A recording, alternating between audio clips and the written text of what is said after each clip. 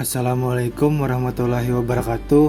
Perkenalkan, nama saya Muhammad Sadik, peserta Latsar CPNS tahun 2021 BPSDMD Provinsi Kalimantan Selatan, Angkatan 25, Kelompok 1. Pada kesempatan ini, saya diberi tugas untuk membuat mind map tentang materi anti korupsi.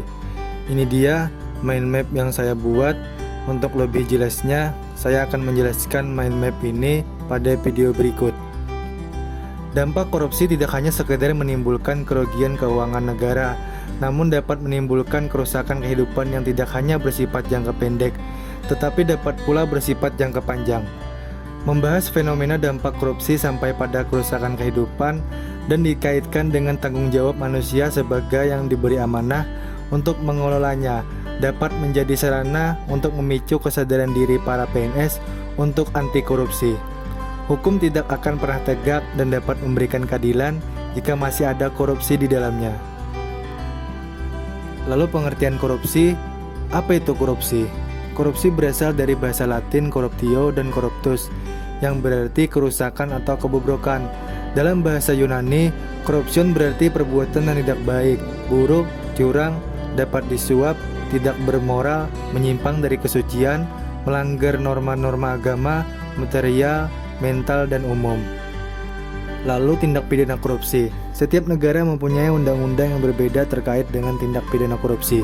Menurut Undang-Undang Nomor 31 Tahun 1999 Jungto Undang-Undang Nomor 20 Tahun 2001 terdapat 7 kelompok tindak pidana korupsi yang terdiri dari 1. Kerugian keuangan negara, yang kedua suap menyuap, yang ketiga pemerasan, yang keempat perbuatan curang, yang kelima penggelapan dalam jabatan, yang keenam benturan kepentingan dalam pengadaan, dan yang ketujuh gratifikasi. Semua jenis tersebut merupakan delik-delik yang diadopsi dari KUHP Pasal 1 Ayat 1 Sub C Undang-Undang Nomor 3 Tahun 1971. Lalu ada niat, semangat, dan komitmen anti korupsi. Niat anti korupsi semakin kuat bagi mereka yang ingat pada Tuhannya. Ia tidak ingin urusan dunia merusak perjanjian dengan Tuhannya dan akan menjadi beban bagi kehidupan setelah dunia. Korupsi adalah kejahatan luar biasa. Tentunya memberantasnya membutuhkan semangat yang luar biasa. Semangat yang tak pernah berhenti karena berasal dari energi yang tak terbatas. Energi yang hadir pada orang-orang yang mampu mengintegrasikan raga, rasio, roh, dan rasa dalam satu fokus pengabdian, sehingga mereka selalu mengisi waktunya dengan belajar, bekerja, cinta, dan pewarisan. Dampaknya mereka tidak akan pernah kehabisan energi untuk selalu semangat. Saat kita telah mencapai kesadaran anti korupsi secara menyeluruh dan utuh, maka hal tersebut tidak hanya sampai menjadi semangat, namun akan terus bergerak hingga menjadi komitmen integritas. Kita sudah melangkah lebih jauh, bukan sekadar menghindar, namun mencari solusi terhadap fenomena korupsi. Kemudian Indonesia bebas dari korupsi. Level komitmen kita yang semakin tinggi akan memudahkan untuk mendapatkan impian Indonesia yang bebas dari korupsi. Kemudahan tersebut diperoleh karena sebelumnya telah mendapatkan hakikat atau makna dari upaya pemberantasan korupsi. Impian tersebut merupakan terminal antara dari perjalanan untuk mencapai tujuan nasional dengan korupsi yang dapat dikendalikan sebagai sebuah hasil dari tercapainya integritas nasional dan wujud sinergi dari berbagai organisasi dan pilar yang telah berintegritas yang dibangun oleh orang-orang yang berintegritas. Yang kedua, ada semakin jauh dari korupsi.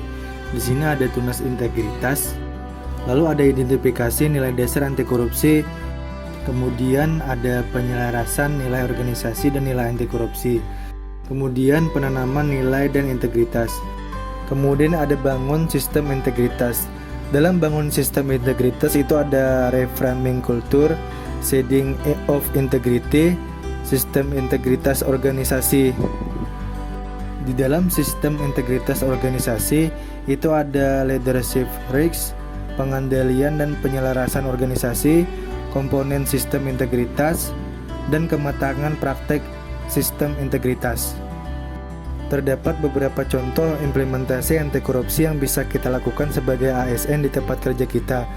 Misalnya kejujuran, tidak berbohong dan tidak curang, lalu tidak banyak bergantung kepada orang lain dalam berbagai hal, taat kepada peraturan yang berlaku, bertanggung jawab dengan pekerjaan masing-masing, dan keadilan dalam berperilaku sama berat dan tidak memihak. Demikian penjelasan mind map yang saya buat mengenai anti korupsi. Terima kasih. Assalamualaikum warahmatullahi wabarakatuh.